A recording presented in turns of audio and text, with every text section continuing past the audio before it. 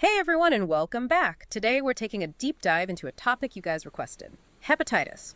We'll be breaking down everything from the types and causes to treatment and prevention, so let's get right to it.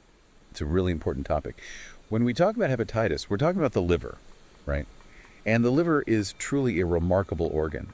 It's your body's primary filter, so to speak. It's so essential for keeping everything in balance, but when we say hepatitis, what exactly are we talking about? Basically, hepatitis is, simply put, inflammation of the liver. And this inflammation, well, it can be triggered by a number of things, but a major culprit is viral infections. And there are actually several different types of hepatitis viruses. But the thing is, regardless of the cause, this inflammation, if it's not addressed, can lead to more serious complications. Okay, so let's say this inflammation becomes chronic, meaning it's hanging around for a while. What happens then? Well, you can almost think about it like this. Imagine your liver as a sponge, a fresh sponge that's soft and absorbent, effectively filtering your blood. But now, picture this. With chronic inflammation, you start to see scar tissue building up, and the liver becomes stiff and hard, almost like that sponge has dried up. That's essentially what we call cirrhosis. This scarring really messes with the liver's ability to function the way it should, and in more severe cases, it can even lead to liver failure. That sounds really frightening, like you're slowly losing this organ that you absolutely need to survive. Exactly, and here's the really concerning part. Hepatitis often progresses silently, especially in those chronic forms, particularly hepatitis B and C. Many people might not even realize they have it until, unfortunately, the damage is already quite advanced. That's a worrying thought. So not all hepatitis is created equal, right? We've got different types to unpack here. You're right. The most common types we see are A, B, and C. And they're each caused by different viruses, spread in different ways, and the long-term effects can be vastly different. So let's break them down one by one, starting with hepatitis A. What's the deal with this one? Hepatitis A, we often see it linked to contaminated food and water. This is something to be really mindful of, especially when traveling to areas where sanitation might be an issue. Think about things like, say, undercooked shellfish from a region with poor sewage treatment, or even ice made from contaminated water. So if you're planning any trips abroad, being careful about what you eat and drink is crucial, right? Absolutely, especially in parts of the world where sanitation standards might be different. Now, the good news about hepatitis A is that it usually causes what we call an acute infection. Your body is often strong enough to fight it off within a few weeks, typically without causing any lasting liver damage. Okay, so that's a relief. But what about hepatitis B? This one seems a bit more, notorious maybe? There's a reason for that. Hepatitis B can become chronic, especially if you're infected at a young age. It's spread primarily through blood and other bodily fluids. So things like sharing needles or unsafe medical procedures? Yeah, right. And it can also be passed from a mother to her baby during childbirth. Which is why getting vaccinated is so important. Exactly, even for newborns. We'll circle back to the vaccine because that feels like a bit of good news in all of this. But first, let's talk about hepatitis C. How does that one differ from B? So while they're both considered blood-borne viruses, hepatitis C is spread most commonly by sharing needles or other equipment used to inject drugs. Interestingly, for years, hepatitis C was viewed as this chronic, lifelong infection with a high risk of developing into serious liver problems down the line. But recent medical advancements have completely changed the game when it comes to Hep C. Okay, now I'm really intrigued. Are you saying there's hope for people with hepatitis C? There really is. Yeah. We now have what we call direct-acting antivirals, or DAAs for short. DAAs. Yeah, DAAs. They've been a game changer, and we'll dive into those a bit later in the episode. That's exciting news. So we've covered the big three, A, B, and C. Are there others that we should be aware of? There are two less common types, hepatitis D and E. Hepatitis D is kind of unique. It only affects people who already have hepatitis B. So you really don't want to get that one like a double whammy of trouble. Yeah, it makes an existing hepatitis B infection much worse. And then there's hepatitis E. It's similar to hepatitis A. It's primarily spread through contaminated water. So again, being mindful of what you're consuming, particularly when traveling. Exactly. And, this is all important information about the different types, but what about symptoms? I mentioned earlier that hepatitis can be a silent disease, right? So what does that mean for someone who might have it? What should they be looking out for? Well, that's the tricky part. Especially in those early stages, particularly with chronic types like B and C, you might not have any noticeable symptoms at all. So someone could have a virus that's, potentially harming their liver and they might not even know it. That's kind of alarming. It's definitely a concern. And that's why understanding the risk factors is crucial. If you have any reason to think you might have been exposed, talk to your doctor about getting tested, even if you feel perfectly fine. That makes a lot of sense. So let's talk about those risk factors for a bit. What are some red flags that should make someone think, okay, maybe I need to get checked out, even if they're not experiencing any obvious symptoms? We've touched on a few already, like sharing needles, unsafe medical practices, travel to areas with questionable sanitation, being born to a mother with hepatitis B.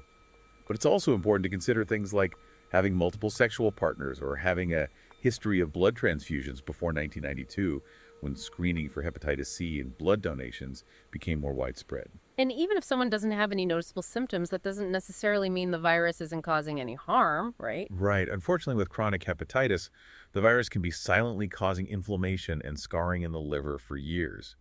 It could even be decades before any symptoms actually show up, and by then, the damage might be much more advanced. So early detection is really key here. But let's say someone does start experiencing symptoms. What should they be looking out for? What are some telltale signs that something's not quite right? In the early stages, hepatitis symptoms can be pretty general. They might be easily confused with other things like a really persistent flu, think like fatigue, muscle aches, maybe a low-grade fever. Okay, so pretty common things that many of us might experience from time to time. Is there like a more specific sign that someone should pay attention to, something that's a bit more, characteristic of hepatitis? One of the most characteristic symptoms, although it can indicate other conditions as well, is jaundice. Jaundice, that's the yellowing of the skin and eyes, right? Exactly, yellowing of the skin and the whites of the eyes. That's not something you can easily overlook. What causes that yellow discoloration? It happens when your liver isn't processing a substance called bilirubin properly. It's a yellow pigment produced during the normal breakdown of red blood cells. And normally, a healthy liver filters it out of the blood, but a damaged liver, it can't keep up.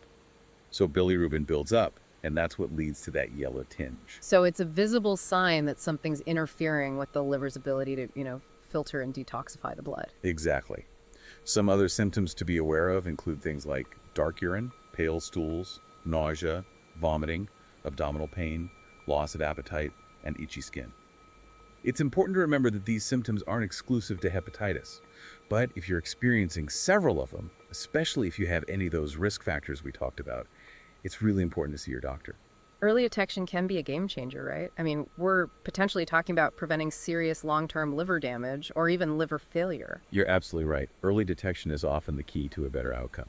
Speaking of better outcomes, let's shift gears a little bit and talk about treatment. What can be done to actually fight back against this disease once it's been diagnosed? The good news is treatment for hepatitis, especially for types B and C, has advanced dramatically in recent years. That's encouraging to hear. So where do we even begin with treatment? What are some of the go-to options? Well, for viral hepatitis, which is what we've been focusing on today, the cornerstone of treatment is antiviral medication. These medications basically work by interfering with the virus's ability to replicate, which helps to reduce the amount of virus in the body, or what we call the viral load. So it's about stopping that uncontrolled viral replication that's driving the inflammation and damage in the liver. Now, are these antiviral medications effective against all types of hepatitis viruses? While there are some broad-spectrum antivirals, many are designed to target specific viruses. And thankfully, we now have very effective antiviral medications for both hepatitis B and C. Let's get specific. What about hepatitis B? What are some of the antiviral drugs that are commonly used for that? Two common and highly effective medications for chronic hepatitis B are tenofovir and entecavir. These medications are really good at suppressing the virus, preventing it from multiplying and causing more damage to the liver. So while they might not completely eliminate the virus from the body, they can really slow down the progression of the disease. What does that mean for someone living with chronic hepatitis B? It means reducing the risk of those serious complications we talked about, cirrhosis, liver cancer. It essentially helps to keep the virus in check, giving the liver a fighting chance to stay as healthy as possible. That's huge, right? It's about improving and prolonging lives. You got it. And for hepatitis C, as I mentioned earlier, the treatment landscape has been totally transformed with the development of those direct-acting antivirals, or DAAs. You mentioned them before, and you seem pretty excited about them. What makes DAAs so groundbreaking? Here's the game changer. DAAs are incredibly effective at actually curing hepatitis C. We're talking cure rates of over 95% in many cases, even for people who already have some degree of liver disease. That's remarkable. So with DAAs, hepatitis C is no longer a chronic, lifelong condition for the vast majority of people. It can actually be cured. That's exactly it. It's a really remarkable medical achievement that's changed millions of lives around the world. That's incredible news. So we've got effective antiviral medications for hepatitis B, a potential cure for most people with hepatitis C. What about hepatitis D? Any breakthroughs on that front? Treating hepatitis D is still challenging, but there is a newly approved medication called bulevirtide, which has shown promise in clinical trials. It works a little differently than other antivirals. It actually blocks the virus from entering liver cells. So it's almost like shutting the door on the virus, preventing it from infecting more cells. Exactly. It's not a cure, but it can significantly reduce the amount of virus in the body and help to slow down the progression of liver disease. So there's hope for people with hepatitis D as well, with ongoing research and new treatments being developed. Absolutely. And it's important to remember that hepatitis D only occurs in people who are already infected with hepatitis B.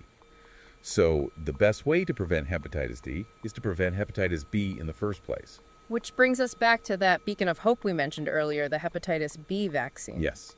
The hepatitis B vaccine is incredibly effective at preventing infection. It's one of the safest and most successful vaccines ever developed. Just as a reminder for our listeners, how is the hepatitis B vaccine typically administered? It's usually given as a series of 3 doses over about 6 months.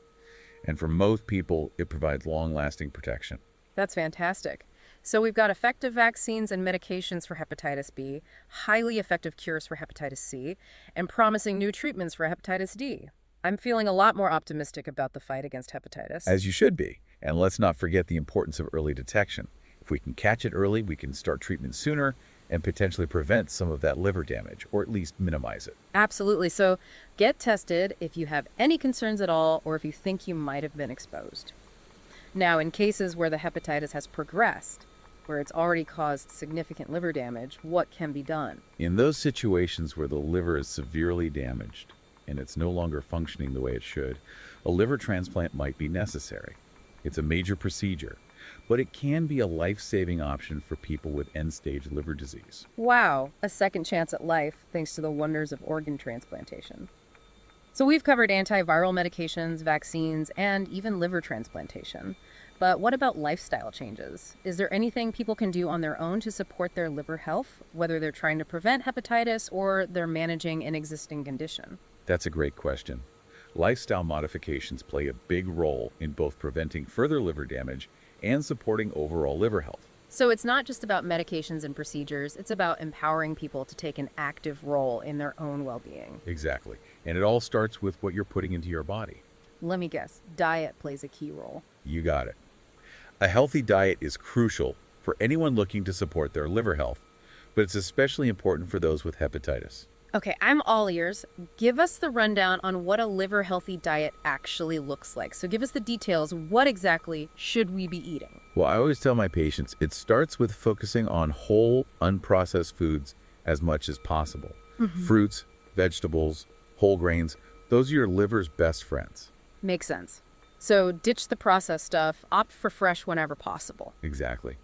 Now, when it comes to protein, choose lean sources like fish, chicken, beans, lentils, tofu. So we're being picky about our protein sources. What about fats? Fats. That's where people get tripped up. It's important to remember not all fats are created equal. I was waiting for that. Right. I had to say it. But seriously, we want to limit those unhealthy fats, especially saturated and trans fats. You'll find those in a lot of fried foods, processed snacks, fatty meats. And those, well, they can contribute to fatty liver disease.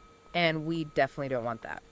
What are some good sources of healthy fats our listeners can keep in mind? Think olive oil, avocados, nuts, seeds, those kinds of things. They've got those monounsaturated and polyunsaturated fats, which can actually be beneficial for your liver. Okay, got it. Healthy fats in, unhealthy fats out. I know I'm going to say this, but I have to ask. What about alcohol? Is there any safe amount when it comes to liver health? You know me too well. Yeah. Honestly, when it comes to the liver, especially if you have hepatitis, the safest amount of alcohol is none at all. So complete abstinence is really the ideal. It really is the best approach. Alcohol can be really tough on the liver, and it's a major cause of liver disease worldwide.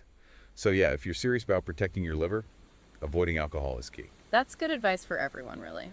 Okay, so we've covered diet. What other lifestyle factors are we looking at? Well, never underestimate the power of physical activity. Even moderate exercise, like a brisk walk or some cycling, has been shown to benefit the liver, helps reduce fat buildup, and improve how well it functions. Get moving, everybody. But it's not just what you're eating and how much you're exercising, is it? You're right, it's bigger than that. It's about managing stress, too. Stress can worsen inflammation throughout your body, and that includes the liver. So finding healthy ways to de-stress, whether it's meditation, yoga, spending time in nature, whatever works for you, that can make a difference. Absolutely. Getting enough sleep, staying hydrated, all of those things contribute to overall health, right? Exactly. It's about taking a holistic approach. It all ties together. This has been incredibly helpful. Our listeners are definitely walking away with a much better understanding of hepatitis. But before we wrap things up, I want to circle back to something we talked about earlier. The emotional aspect of living with a chronic condition like hepatitis. It's a lot to handle. It really is. Being diagnosed with any chronic illness, especially one that affects a vital organ like the liver, it's life-changing.